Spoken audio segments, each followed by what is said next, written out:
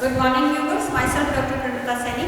आज हम BEd second year के पेडागोजी और सोशल साइंस सब्जेक्ट के अंतर्गत सेमिनार सम्मेलन में सामाजिक विज्ञान अध्यापक है उसकी सहभागिता किस प्रकार से, क्योंकि व्यावसायिक विकास की जब बात की जाती है तो सोशल साइंस सब्जेक्ट के अंतर्गत एक सामाजिक विज्ञान विषय के अध्यापक होने के नाते सामाजिक विज्ञान अध्यापक को इन सेमिनार और सम्मेलन में अपनी पार्टिसिपेशन देनी चाहिए ताकि वह अपना प्रोफेशनल डेवलपमेंट कर सके।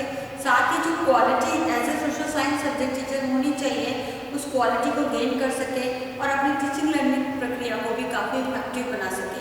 इसके लिए उसे सेमिनार सम्मेलन में जा कर के अपने पेपर प्रेजेंटेशन जो होता है उसे देना चाहिए ताकि अपने विषय से संबंधित कई प्रकार की नई जानकारी, इनोवेशंस जो हो रहे हैं, न्यू ट्रेंड्स, न्यू इश्यूज जो सोशल साइंस सब्जेक्ट में डेवलप हुए हैं वो उसे पता चल सके। अब सबसे पहले तो हम जान सकते हैं कि ये जो आज हम इसमें सम्मेलन की स्टडी करेंगे। सम्मेलन है क्या? This is the part 1।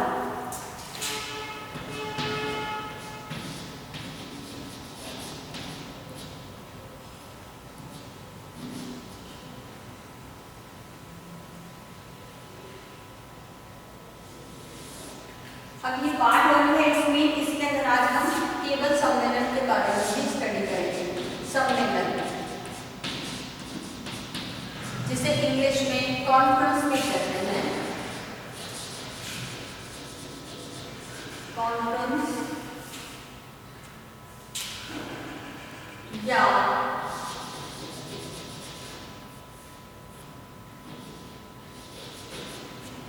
Convention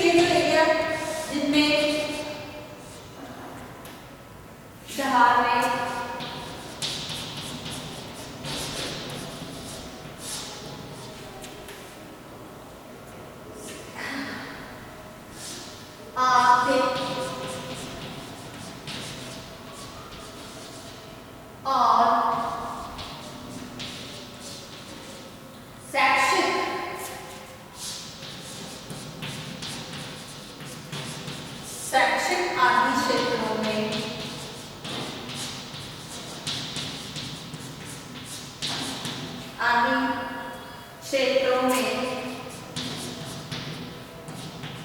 इसे एक प्रविधि के रूप में, टेक्निक के रूप में यूज किया जाता है। तो सम्मेलन क्या हुई? एक टेक्निक हुई। तो टेक्निक मीन्स इसमें इनसे संबंधित जो डिफरेंट और सब एरियाज है, सोशल के भी सब एरियाज जैसे एजुकेशन हो गया, पॉपुलेशन हो गया हमारे समाज में, कुछ हमारे एनजीओज हो गए जो समाज के अंदर ही अपने काम करते थे। ये छोटे छोटे सब एरिया के अंदर इससे रिलेटेड व्यक्ति अपने एरिया से संबंधित कुछ एक तरह से हम कह सकते हैं कि कुछ नई जानकारी या जो अभी कार्य है उनका और जो अभी उपलब्धि उनको हुई है अपने क्षेत्रों से संबंधित उसकी जानकारी प्रदान करने, साथ ही अपने एरिया से संबंधित कोई भी ऐसी समस्याएं आई है, जैसे हम आज कोरोना महामारी को देख सकते हैं। तो कोरोना महामारी का इफेक्ट सोशल पे भी पड़ा है, तो इकोनॉमिकल, पॉलिटिकल, मतलब ऑल ओवर एनवायरमेंटल इश्यूज से रिलेटेड कई वर्ल्ड लेवल पर इसका इफेक्ट हुआ है इन डिफरेंट एरियाज के अंदर। तो इसके ऊपर इसको दूर करने के लिए, ओपिनियन लेने के लिए या ऐसे सजेशन लेने के लिए व्यक्तियों को हम आमंत्रित करके सम्मेलन का आयोजन एक टेक्निक के रूप में कर सकते हैं। तो इस प्रकार ये जो कॉन्फ्रेंस है वह प्रजातंत्र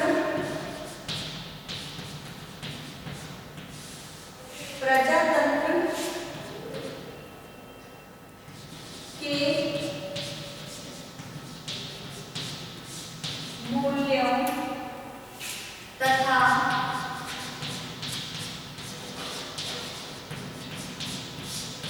लक्ष्यों की प्राप्ति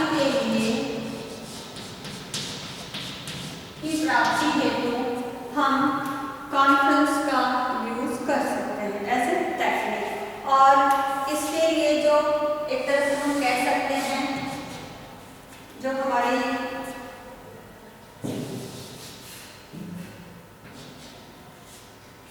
ये जो अगर एजुकेशन एरिया में हम देखें तो शिक्षकों,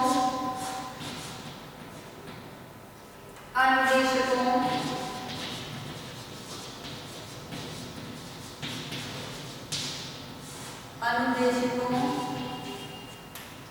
तथा निर्देशकों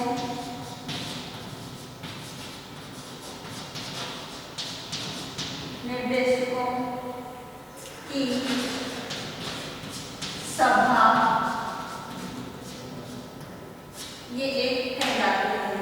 तो इस प्रकार से कॉन्फ्रेंस के अंदर अगर ये जो एरिया है, अब ये एरिया हमारा शैक्षिक एरिया है, तो हम शिक्षा के क्षेत्र से जुड़े हुए होने के कारण इस शैक्षिक क्षेत्र के अंदर जो मेन व्यक्ति है, चाहे वो इंस्ट्रक्टर है, टीचर है या डायरेक्टर है, तो इनकी एक, क्योंकि जो बुद्धिजीवी वर्ग होता है वही इसमें इन्वॉल्व होता है इस कॉन्फ्रेंस में, और उन्हीं को अपने एरिया से संबंधित कुछ अच्छी और विशेष और न्यू जानकारी और अपने विषय से संबंधित नई नई समस्याओं की जानकारी उन्हें होती है, जिनके से अवगत कराते हैं, साथ ही अप्रोप्रिएट सॉल्यूशन भी देने का प्रयास करते हैं। तो इस प्रकार कॉन्फ्रेंस के अंदर ये सारे इन्वॉल्व होते हैं।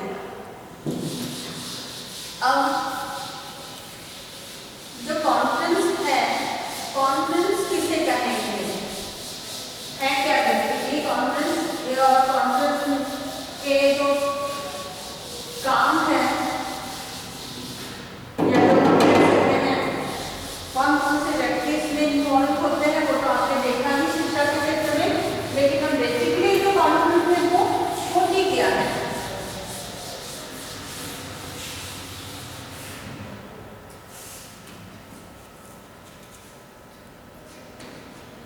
अब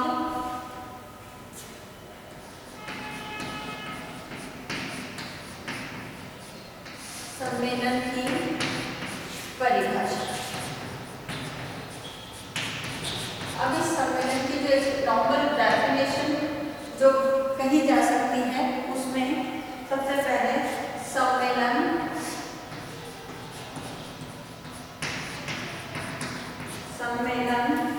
व्यक्तियों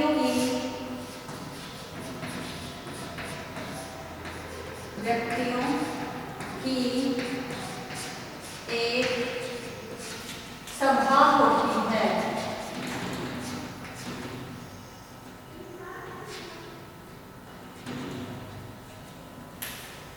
सभा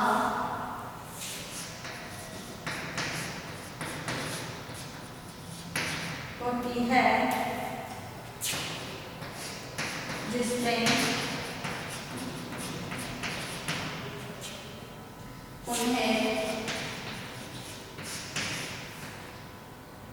किसी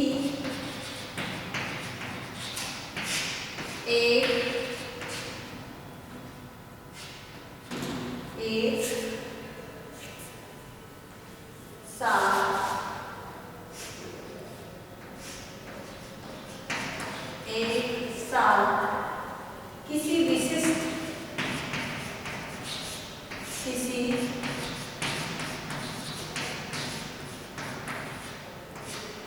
विशिष्ट कार्य या समस्या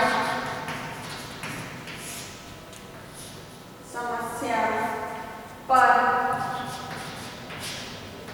चिंतन एवं वाद विवाद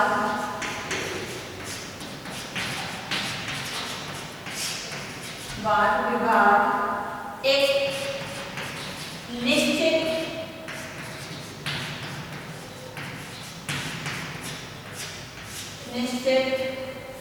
समय में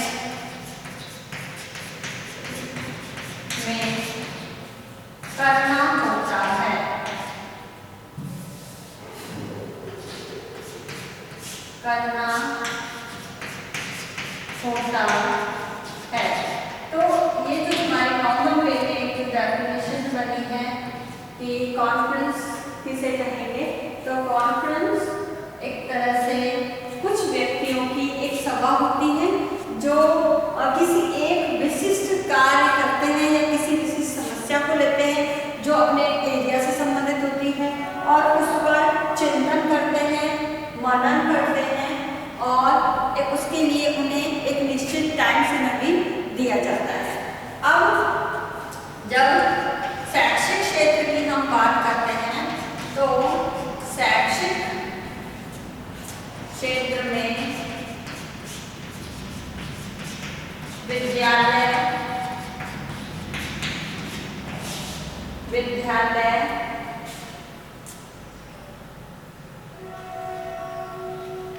या महाविद्यालय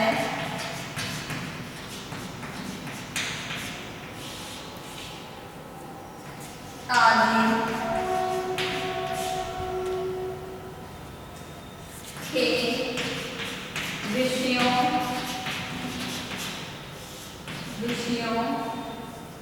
या संबंधी समस्याओं पर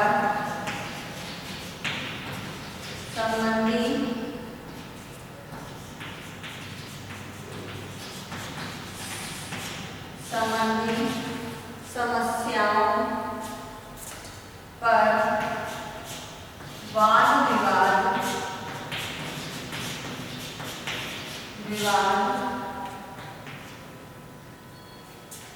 द्वारा समाधान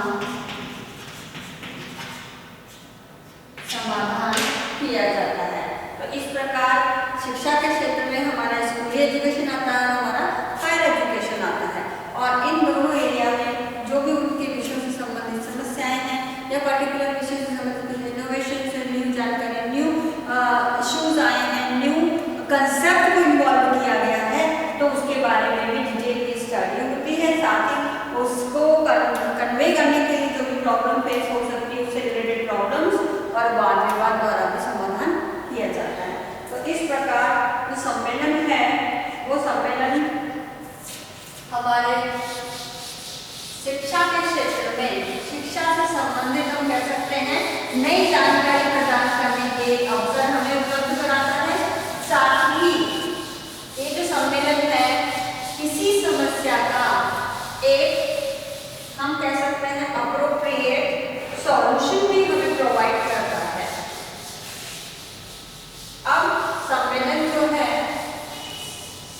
सम्मेलन के लिए विषयों से संबंधित विभिन्न प्रकार के संगठन बने हुए हैं, क्योंकि जैसे पॉलिटिकल साइंस है तो उसका अपना एक एसोसिएशन है, सोशल साइंस है तो उसका अपना एक एसोसिएशन है, साइंस है तो उसका, मैथमेटिक्स है तो उसका एसोसिएशन है।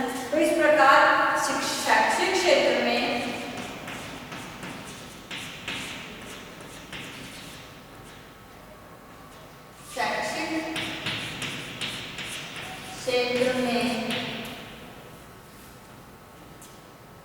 विभिन्न विषयों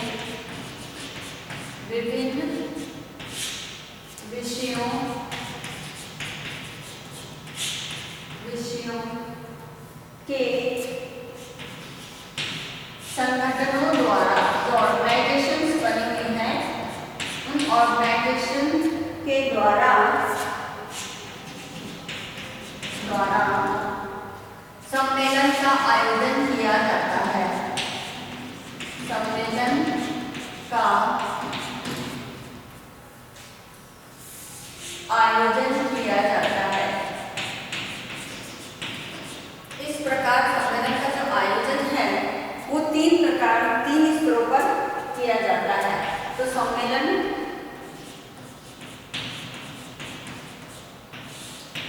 का आयोजन 3 स्तरों पर। अब ये जो स्तर है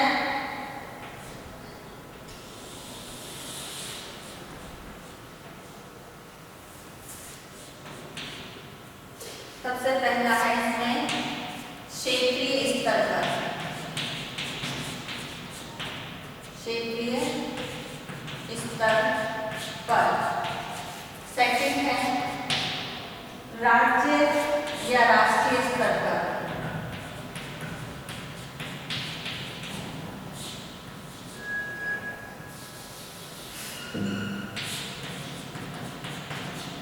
और थर्ड है अंतर्राष्ट्रीय स्तर पर।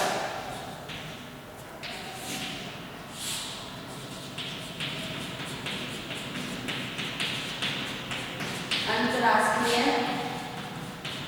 स्तर पर हम क्या करते हैं, इन सम्मेलनों का आयोजन कर सकते हैं।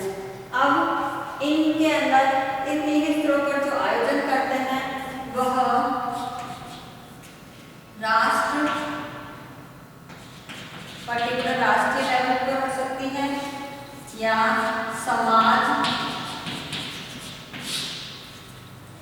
धर्म, किसी धर्म से रिलेटेड हो सकता है इसमें, एवं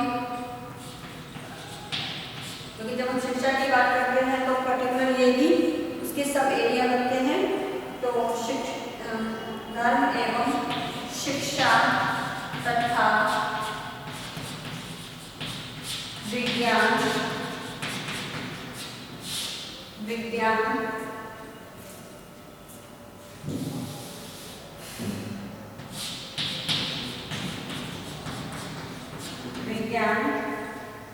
की विशिष्ट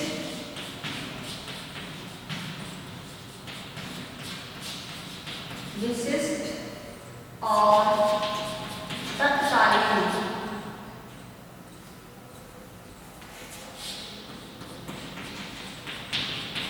तत्कालीन विषयों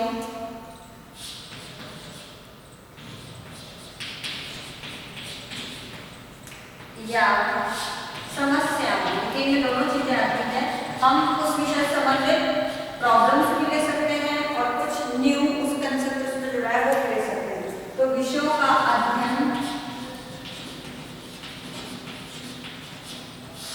अध्ययन तथा विवेचन इसके अंतर्गत किया जाता है।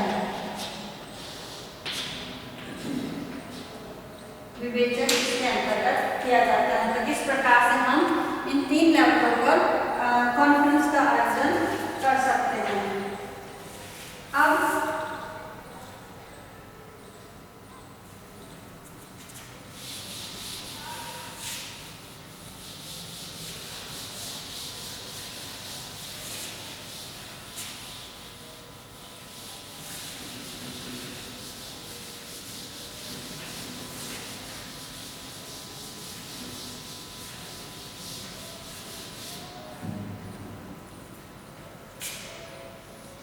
अब सम्मेलन के जो उद्देश्य हैं,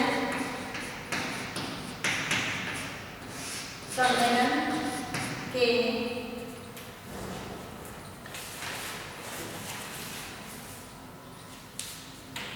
उद्देश्य, अब सम्मेलन के जो उद्देश्य हैं वो पर्टिकुलर हमारे ज्ञानात्मक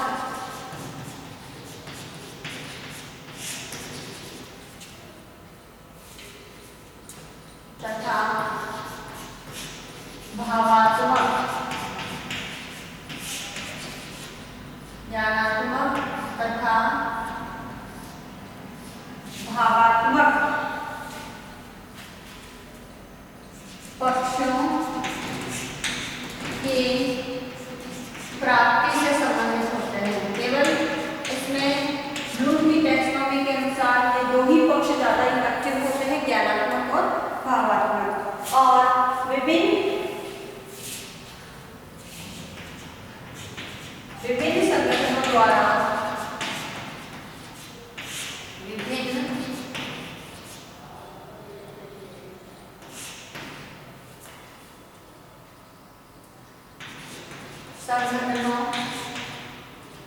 संगठनों द्वारा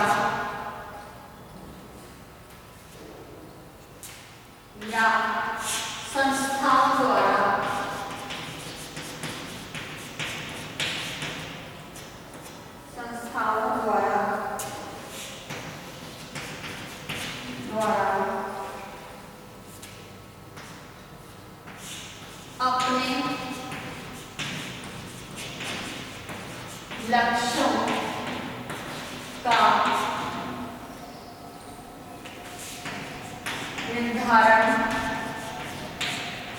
निर्धारण भी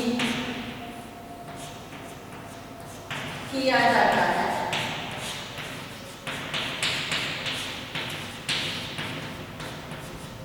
जैसे अगर किसी एक संस्था का मैं एग्जाम्पल देना चाहती हूँ तो हायर एजुकेशन में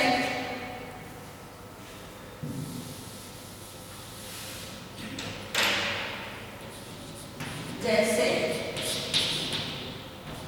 ठीक है, अध्यापक शिक्षा संघ,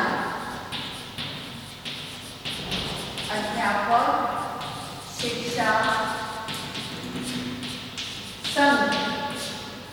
अब इस संघ का जो उद्देश्य होगा, इस संघ का उद्देश्य माना जाएगा अध्यापक शिक्षा का विकास एवं प्रगति करना। ये उसका मेन, अध्यापक शिक्षा का विकास एवं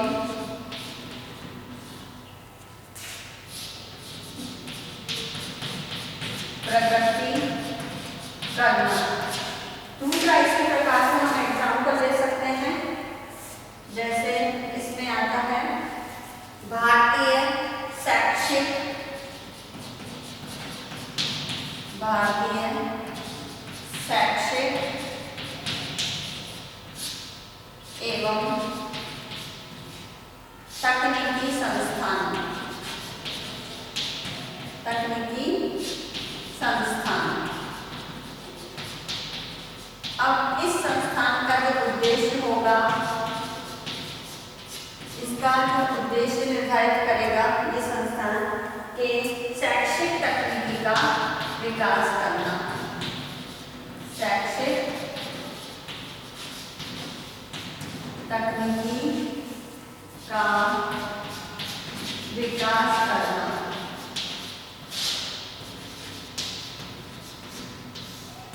ये इस संस्थान का ऑब्जेक्टिव होगा।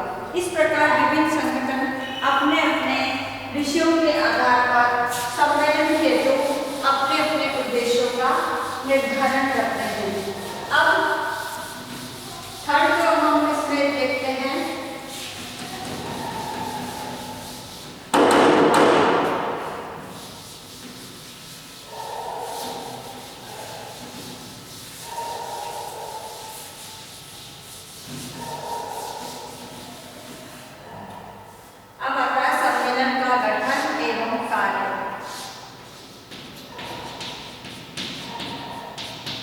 सम्मेलन का गठन एवं कार्य। अब जब हम गठन और कार्य की बात करते हैं तो कौन कौन वो व्यक्ति होते हैं जो मिलकर के सम्मेलन का आयोजन करते हैं। अब इसमें सबसे पहला होता है मंत्री, एक मंत्री बनता है, और सेकंड इसमें होता है अध्यक्ष। ये मिलकर के क्या करते हैं, सम्मेलन का आयोजन करते हैं। और इन दोनों को जो संस्थान है, संस्थान के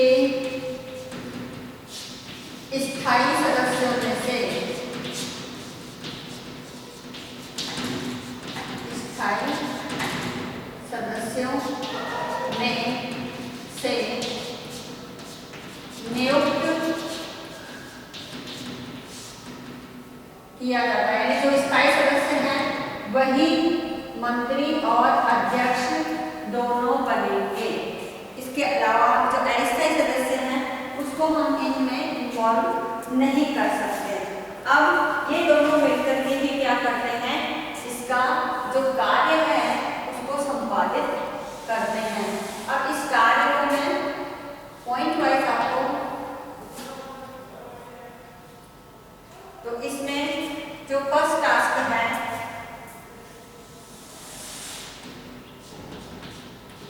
वह है इसके अंदर कि सम्मेलन की व्यवस्था और संचालन करना।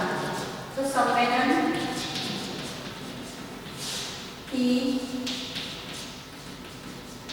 व्यवस्था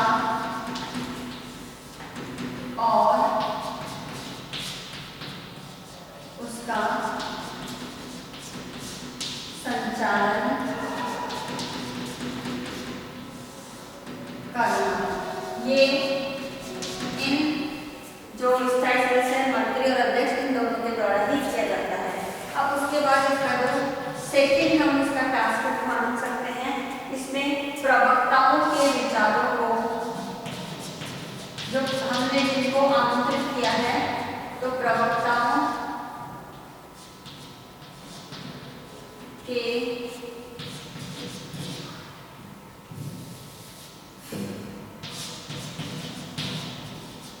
विचारों को संगठित करना। इसको मैं बाद में एक्सप्लेन करती हूँ।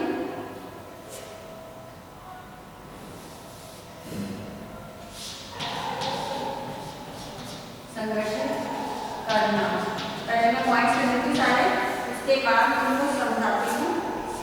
थर्ड, इसका जो टास्क है वाद विवाद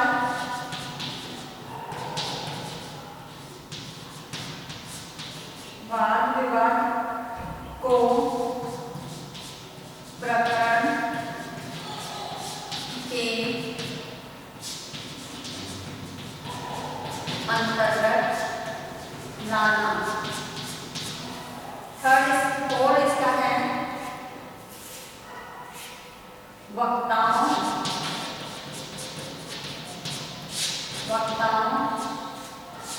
अतिथियों जिनको भी हमने गेस्ट के लिए आमंत्रित करा है, एवं सदस्यों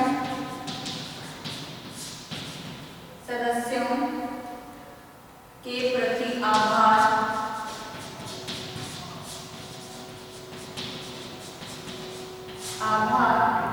व्यक्त करना।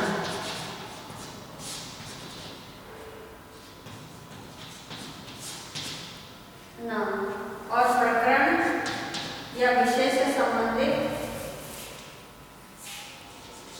प्रकरण या विषय से संबंधित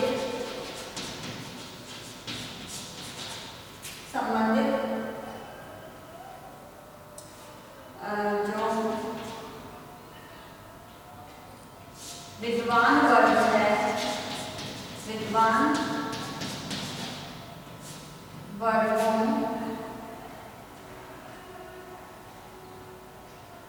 के अनुभवों एवं निरीक्षण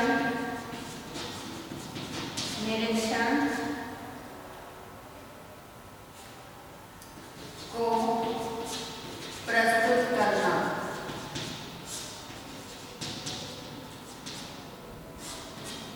और वक्ताओं द्वारा पत्र वाचन। अब इसको मैं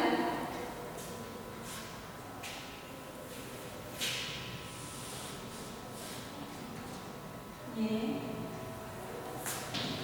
5 और ये 6, तो इसमें वक्ताओं द्वारा पत्र वाचन। और जो नेक्स्ट है 7 पॉइंट में यहाँ लिख रही हूँ, जिसमें सदस्यों द्वारा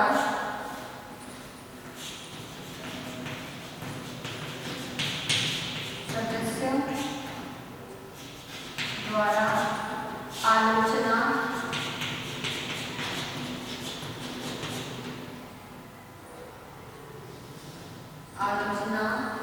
एवं सराहना।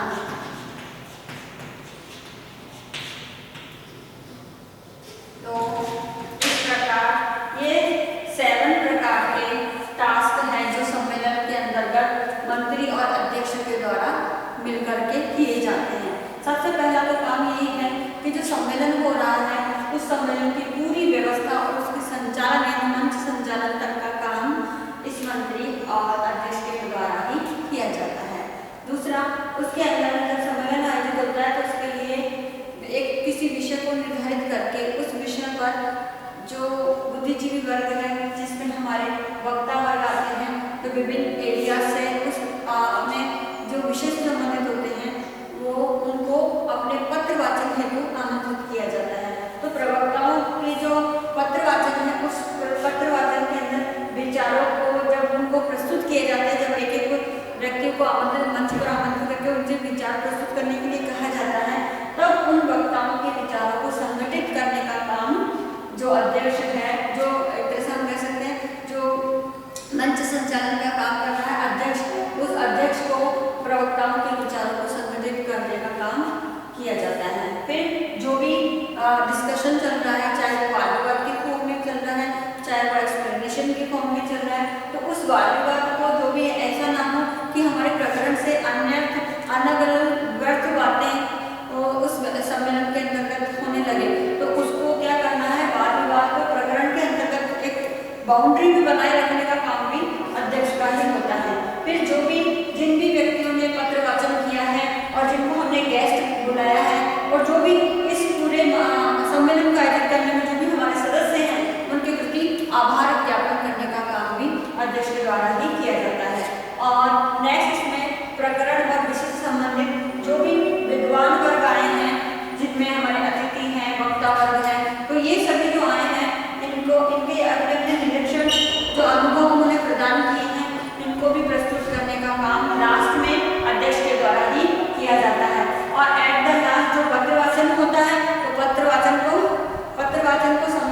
करके पत्र वाचन जो किया है उनके लेख भी लिए जाते हैं, फिर उनको किट भी दिया जाता है सेमिनार का, कॉन्फ्रेंस का, और उनको सर्टिफिकेट भी प्रदान किया जाता है।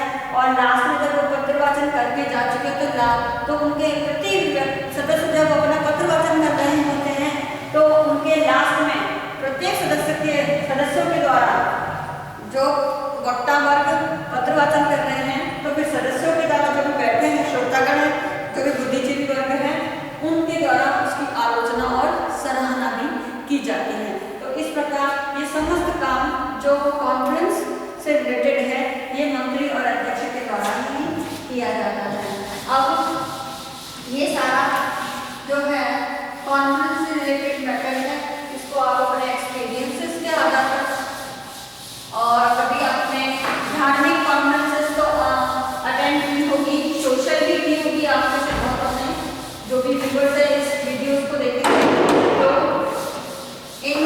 इस कॉन्फ्रेंस को अपने शिक्षा के क्षेत्र में भी अप्लाई कीजिएगा, जिसमें बहुत ही इंटरेस्टिंग होता है। और एक परिपाटी के अलावा लीग से हटकर जब काम होता है तो उसमें स्टूडेंट का भी बहुत अच्छा पार्टिसिपेशन भी होता है और कोलैबोरेशन भी उन्हें मिलता है। तो इस प्रकार से आप एक शिक्षक होने के नाते अपने विषय से संबंधित कॉन्फ्रेंस का आयोजन कीजिए। ना आज का जो असाइनमेंट है आपका, इस असाइनमेंट के अंतर्गत आपको एक क्वेश्चन दिया जाता है जिसमें एक सामाजिक विज्ञान विषय के अध्यापक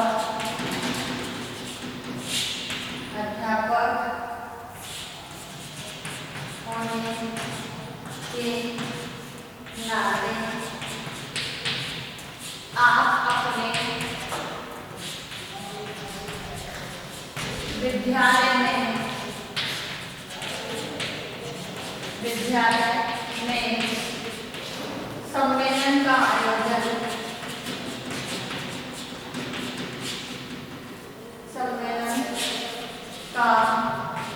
आयोजन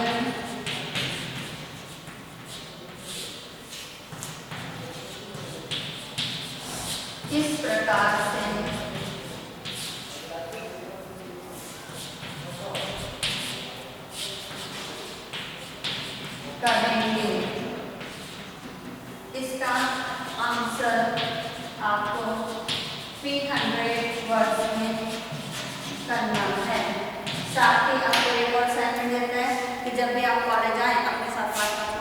लेके आए। इस कोरोना महामारी के दौरान आप अपने घर में रहिए, सुरक्षित रहिए, जहाँ तक हो सके फेस पे ज़्यादा मास्क लगा के ही घर से बाहर निकलना है, लोगों से 2 फीट की सोशल डिस्टेंसिंग का पालन करना है, अपने हाथों को सैनिटाइज करते रहिए, बार बार साबुन से धोइए। अपने सोशल मीडिया ग्रुप्स के अंदर आप जैसे कोरोना वायरस के एडवाइजरी जो गवर्नमेंट ऑफ इंडिया द्वारा जारी की गई है उसकी पोस्टर बना करके लोगों को शेयर कीजिए। आई होप ये वीडियो आपके लिए यूजफुल होगा। So thank you.